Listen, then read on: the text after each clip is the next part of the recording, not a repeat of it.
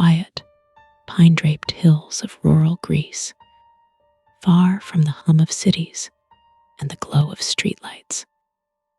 There's a story whispered by old voices, one that few young ears have ever heard. It tells of a girl named Elira. A long time ago, sometime in the late 1800s, Elira was the only daughter of a prosperous merchant in a mountain village. She had light, golden hair that caught the sun like wheat in the fields, and a smile that warmed even the coldest winter wind. She was loved by many, known for her laughter, her gentle nature, and the playful games she invented with the other children. Their favorite was one they called statues in the pines. The rules were strange, something only children could have imagined. One child would stand at a distant tree with their back turned, singing a little rhyme. The others would blindfold themselves and try to reach that child, one careful step at a time. But they could only move while the song was being sung.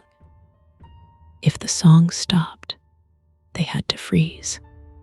If they were caught moving, they were out.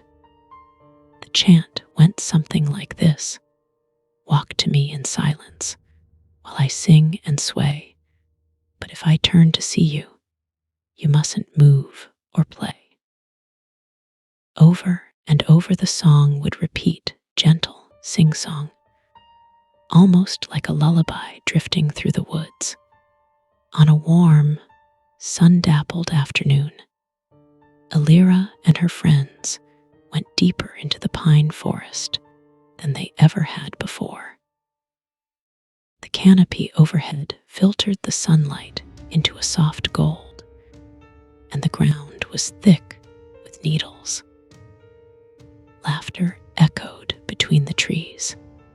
Elira, blindfolded and smiling, stepped carefully forward as the song played, and then she tripped a root hidden beneath the brown blanket of forest floor, caught her ankle. She fell forward, and her head struck a jagged stone hidden in the dirt. The forest went quiet. The game stopped. At first, the others thought she was pretending, part of the fun. But then they saw the blood. Her tiny body lay still. Her fingers twitched once, scraping at the earth, and then nothing. The children were terrified. Convinced she was dead, they panicked. Instead of running for help, they ran away. Every single one of them. They were too young to understand death, but they knew enough to be afraid of it. Lyra wasn't found until morning. By the time someone came looking, it was too late. She had died there, alone and cold in the woods, her fingers clawing at the soil, as if she had tried to crawl, tried to live. But no one had come. No one had stayed. No one had helped. Her parents were devastated. Grief carved into their faces like wind through stone.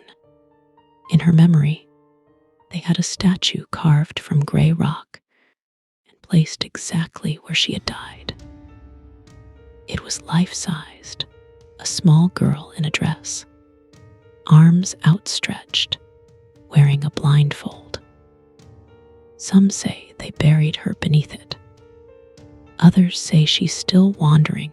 Either way, the forest has never been the same. The statue still stands there, worn by time and tangled in creeping vines. You have to know where to look. Locals say it moves, just slightly, when no one's watching. And sometimes, when the wind is right, you can still hear the song echoing through the trees, but the story doesn't end there. According According to legend, if you find the statue and you're brave or foolish enough, you can play the game again. But be warned, you must follow the rules to start. You have to blindfold yourself and speak aloud. Elira, I've come to play. From that moment, the game begins. You'll hear the song, not from a person, not from a speaker, just from the woods themselves. A little girl's voice, faint and distant. Walk to me in silence while I sing and sway. But if I turn to see you, you mustn't move or play. Take one step at a time. Only when she sings. Freeze when she doesn't. If you reach the tree she's calling from, and if you followed every rule, you must say, "Thank you for the game, Elira," to end it. And if you finish it properly, they say you'll be rewarded. Strange luck will follow you. Success in love, in work, in life, like someone's watching over you, keeping you safe. But if you cheat, if you leave before the song ends, or pretend to play without the blindfold, if you speak, or laugh, or run, then she follows you. People who have broken the rules tell stories of dark shapes in mirrors, laughter in their dreams, of waking to find blindfolds on their pillows. Some grow sick, others vanish entirely, and the unlucky few who return to the woods to try and undo what they've done don't come back out. No one knows exactly what happens when you lose her game, but everyone agrees on one thing: she just wanted someone to play with.